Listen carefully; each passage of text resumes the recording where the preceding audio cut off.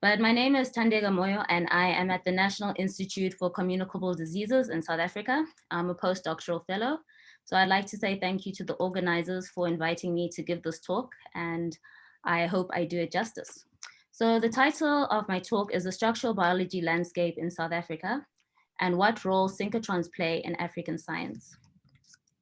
So this is my presentation overview, and I will just start with the importance of structural biology in Africa. And I'm sure this is an introduction that everyone is familiar with, why synchrotrons and light sources are so important, because they have such a big contribution to biological and the medical sciences. So structural biology helps us understand the structure and the function of macromolecules. This is proteins, DNA, and RNA. And there's a number of applications for structural biology in the context of Africa and the world at large. So for example, structural biology is really important in aiding in vaccine design. So here I've shown the structure of the SARS-CoV-2 spike protein. And using this structure, scientists have been able to base most of the vaccine candidates on this protein. Structural biology is also important in providing information on protein inhibitor interactions, for example, for drugs, for herbicides, and for pesticides. What I've shown here is an inhibitor that's bound to a protein from malaria, which is crucial because malaria is one of the problems, again, that we have in Africa. Structural biology also provides insight into the mechanisms of enzymes, as well as being an enabler of the industrial enzymology. So we're able to look at the active sites of different enzymes and see exactly how substrates are binding and apply that to different fields of enzymology. And lastly, just to say that revealing the structure also reveals the vulnerabilities in proteins. So we're able to see regions of the proteins that we can target from different pathogens. So here I've just shown the structure of Leishmania and one of its main surface antigens. So if we know what the structure looks like, we'll be able to target that. But then, as we've mentioned before in this meeting, Africa is the only continent where people reside and where there isn't a light source. And unfortunately, it may be that we may be the continent that needs it the most. There's so many unanswered questions that as African scientists, we should be working towards to actually answer those questions, and a light source would contribute to that. But fortunately, there are many light sources all around the world, as well as the fact that the structural biology capacity in Africa is growing. So we heard from Emmanuel yesterday a really great talk about BioStruct Africa, and that is an initiative that's just coming up and rising up and just doing great things for structural biology in South Africa. We also have the START grant, so Trevor spoke about that yesterday, and that's also facilitated structural biology as well in Africa, and even for me, in my personal capacity, has helped so much. And people like Trevor, who organize these structural biology workshops. There was one that was last year at the University of Cape Town, and it just brought a whole bunch of biochemists and structural biologists together, and it's building the capacity that we need. There was also supposed to be a CCP4 workshop, the CCP4 the suite of software that we use. The workshop was supposed to be at actually this time in November this year, but unfortunately due to COVID, it's been postponed, but that will be hopefully next year. So slowly but surely, Africa is rising and we are actually getting that capacity for structural biology. So now I want to speak specifically on South Africa and the structural biology highlights from different South African researchers. So what I've shown here is a whole bunch of African structural biologists and labs that have been set up in South Africa. A lot of these labs are very new and maybe they're old labs, but now they're coming and turning towards focusing on structural biology. So I'll highlight some of these labs. They're all part of the START grant, but just to say this isn't an exhaustive list. This isn't everyone who's part of START in South Africa, but it's just a subset that I wanted to highlight.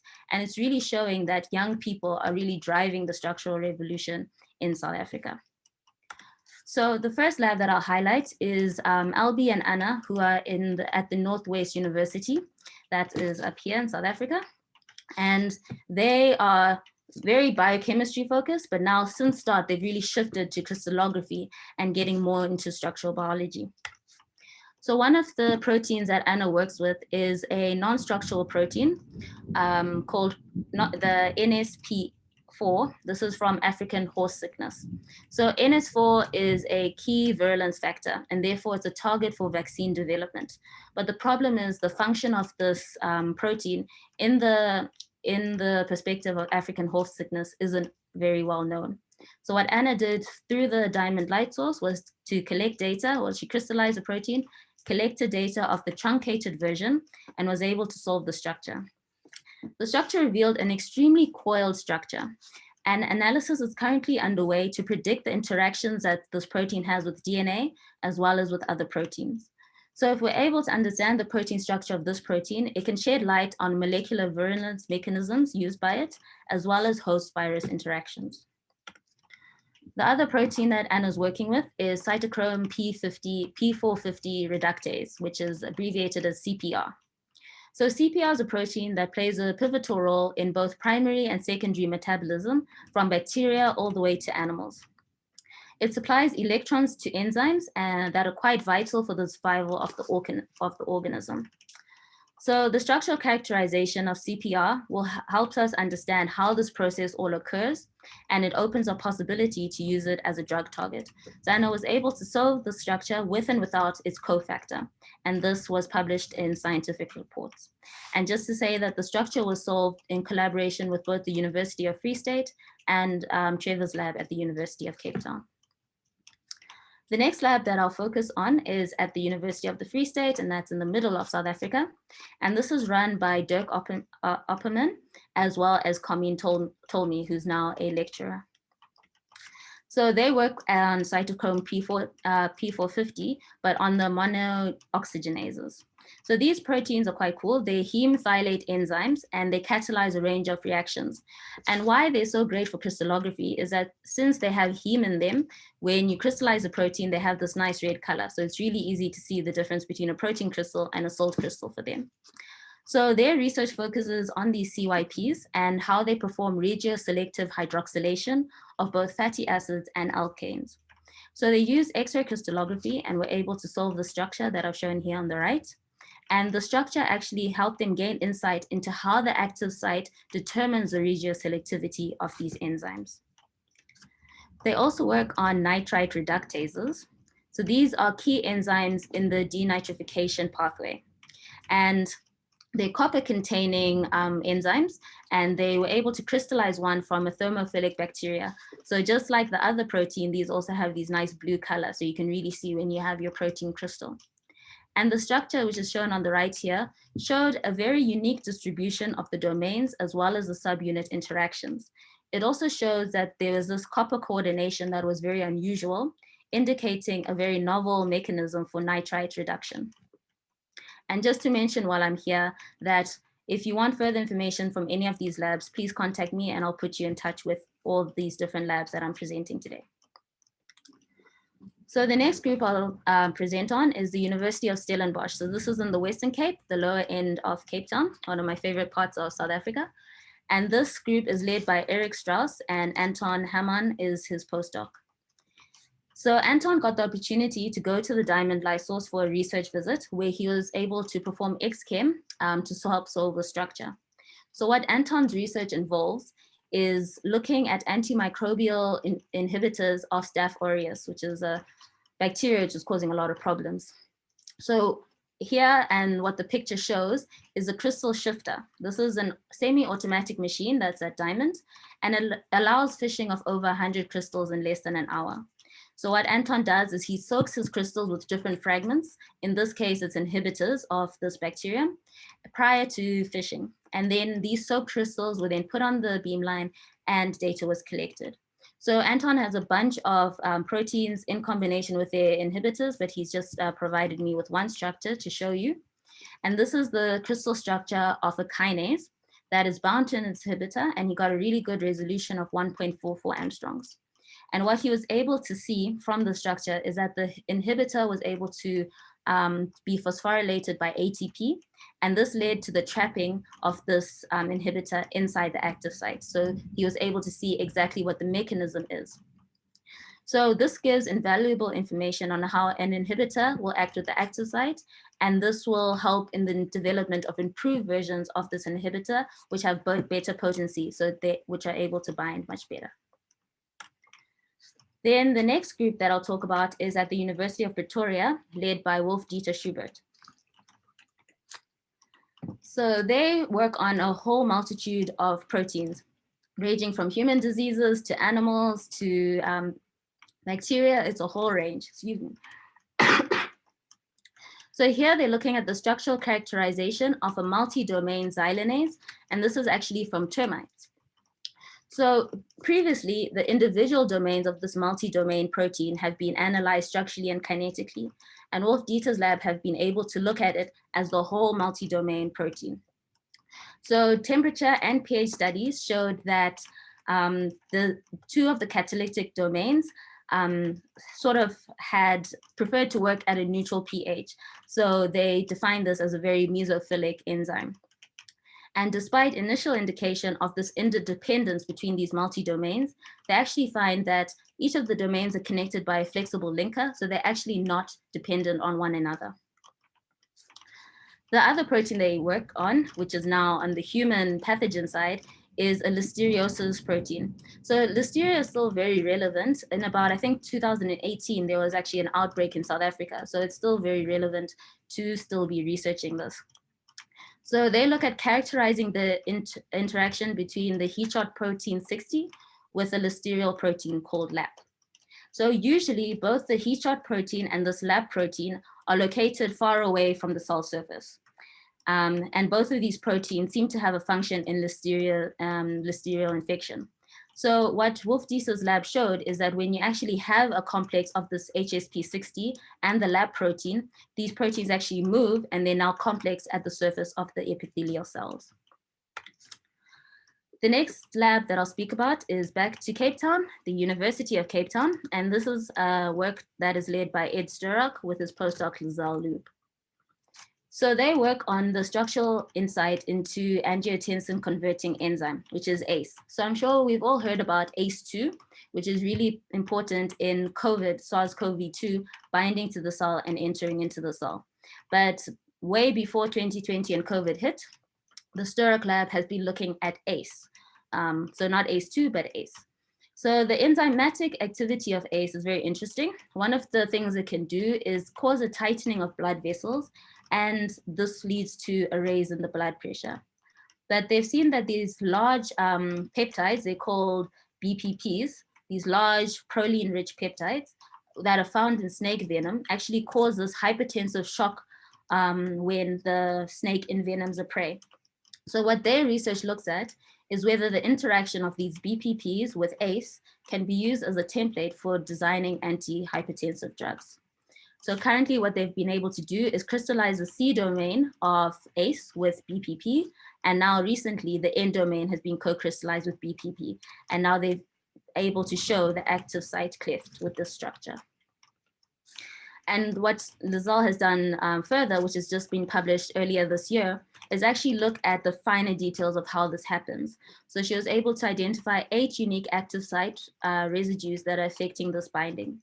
So these residues, these 8 unique residues, can be targeted for the design of a drug like domain selective inhibitor, and this can be used to treat hypertension as well as fibrosis without inducing the usual side effects of hypertension drugs. So now lastly, when it comes to highlighting the structural biology in South Africa of other labs, I'll speak about Trevor's lab. So Trevor spoke yesterday. He does a lot of EM as well as crystallography.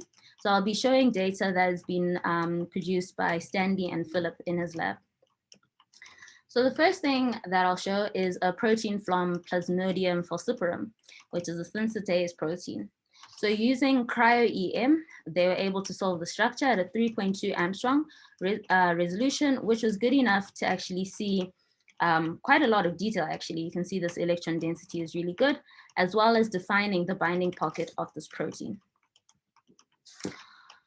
The lab was also able to characterize a novel, a very long name, acyl-transferase, which we'll call OlsB, as well as the overexpression of its biosurfactant product. So what they were able to do is solve the structure of a Pseudomonas putida ACP protein at about 1.9 Armstrong, which is really great. And then show that if you were to complex this acyl-transferase with this ACP, it leads to the overproduction of a biosurfactant. And this is shown in the gel. And what's currently underway is this OlsB crystals are currently being grown, and then we'll be able to see the structure of both ACP as well as OlsB. Also from Trevor's lab, they've been looking at amidases and looking at the mechanism behind how the substrate positions itself in the amidase, as well as a hydrolysis reaction that's catalyzed by them. So first what they did is they did some molecular modeling. This is in the figure on the left, where they docked 14 amides to predict where the substrate would bind. And then the next image in the middle is actually the crystal structure. And the crystal structure actually verifies exactly what they saw in the prediction. They also use quantum mechanical calculations to show exactly how the hydrolysis reaction forms, as well as how the product forms from these amidases. So that's just a highlight of all the work that's going on in South Africa. And now I would like to just speak about the role of light sources in tackling Africa's HIV disease burden. So this is something that's very close to my heart and the research that I've been working on during my, well, actually from my master's to my PhD, and now in a new lab to my postdoc. So I am at the National Institute for Communicable Diseases. We're based in Johannesburg. And I am really fortunate to be mentored by two really inspirational women. One is Lynn Morris and the other one is Penny Moore. And I've been there for about 3 years now. So we look at neutralizing antibodies in HIV vaccine development. So broadly neutralizing antibodies are of interest in an HIV vaccine. And the reason for that is that these antibodies neutralize various HIV-1 strains. And by doing that, they're able to inhibit entry into cells. The sole target of these antibodies is the HIV envelope, and I've just shown a schematic here of the HIV envelope at the bottom. So what we do in our structural biology in our lab is actually look at the antibody HIV complex and see what it can tell us about how the antibodies are binding. But just to say, we're not a solely structural biology lab. Actually, structural biology is a small part of what we do. We're an immunology lab as well as a virology lab. So what we do is we have these donors who have BNAB donors, we call them, so women who are HIV infected. They're from the KwaZulu-Natal province in South Africa. And some of them develop broadly neutralizing antibodies while others don't. And we analyze and study these antibodies in these women. So one branch of the arm will deal with isolating these antibodies from these individuals.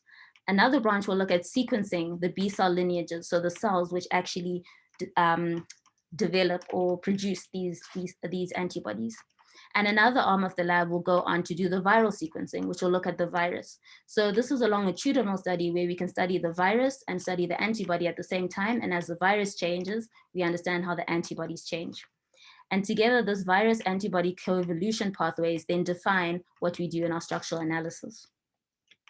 So I'll give you some examples of what we've learned from structure through this cohort. So what we were able to do is co-crystallize two antibodies shown here on the left from one participant called CAP228. And these antibodies, we co-crystallized them with fragments of the HIV envelope shown in red. And what we found is that these antibodies had a very similar target to vaccine-elicited antibodies. So an antibody in natural infection looked very much like one that was elicited in a vaccine trial.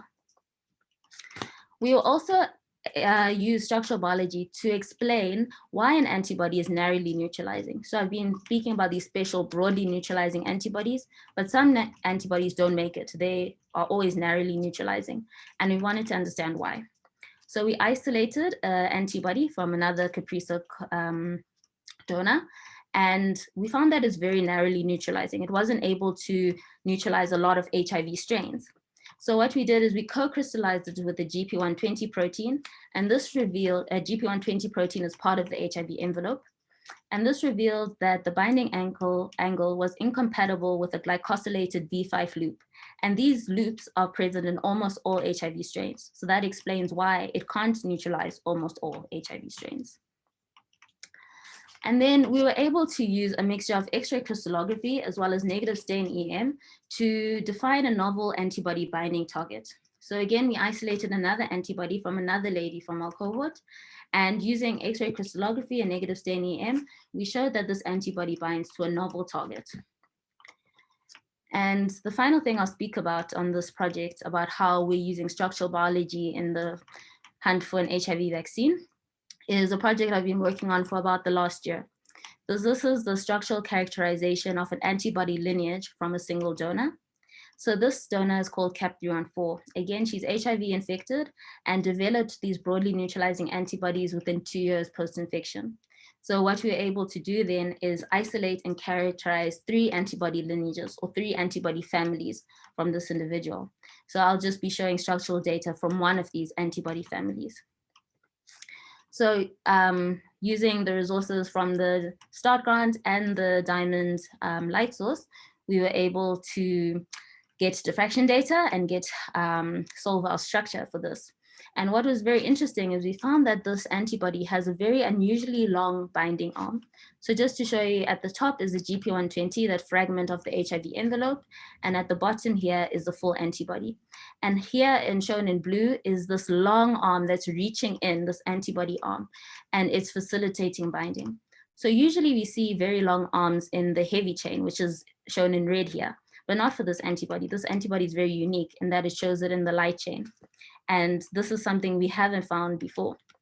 So just to show you how unique it is, I aligned 9 different HIV antibodies with our antibody, and you can see that it's very distinct, that this long binding arm is 29 amino acids long, and usually shown on this table here, the arms are usually around 10 to 12 amino acids long. So this is exceptionally long. So now we sort of zoomed into the structure to see exactly how it's facilitating binding. And what we found is that this long arm is reaching in and it's binding to the CD4 binding site on the HIV envelope. So this is a target for antibodies on the HIV envelope. And it's binding in a very novel way to this target that we haven't seen yet before. So we haven't published this, we're just doing a few more experiments, and then we will get this out. So I hope I've convinced you that structural biology is growing in South Africa, and the skills are slowly but surely, we're getting that capacity. So I'll just conclude to say that I believe that the future of African structural biology is very bright. And even without our own light source, we're able to generate a lot of invaluable data to help solve African problems. But I would say, especially as a young researcher, that the biggest challenges that we face in the structural biology field would probably be a lack of funding, as well as expertise, just because it's hard to find mentors who can help us in this specific field, as it's still a growing and emerging field. But with initiatives such as START, as well as BioStruct Africa and other collaborations that we have, we are definitely going to be able to overcome many of these challenges and grow our structural biology capacity. And with that, I'd just like to thank the lab that I'm in, the HIV virology lab, as well as our collaborators, our funders, and specifically START and Diamond, and everyone who has contributed to these projects. Thank you very much. Thank you for the talk. Very clear and very elaborating. Are there any questions from the audience for Thandeka? While you're thinking of that, I have one question. Well, one comment first, actually, which is that I think you made a very creative point at the beginning. You basically said, sort of in terms of scientific need, actually, Africa does actually need one. More than some of the other places, because of the problems that are the medical, maybe not medical, but biological problems. So I think that's a pretty creative point. And the other one's a question. I think it's clear that the macromolecular crystallography is well developed in South Africa.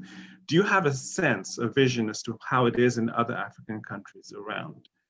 Yeah, so that is a problem. And I think Trevor has been trying to get more African countries involved, but it is a challenge. There are other countries, for example, Lesotho, I know that they have something that's going on. They have a lab, as well as other countries. But I think in South Africa, we are privileged to have quite good structures and infrastructures compared to other places. So I would say that we are, I wouldn't say leaps ahead, but slightly ahead than other countries for sure. Mm-hmm. And I'm coming from Zimbabwe, and I can say that there's not a big structural biology capacity there. Right.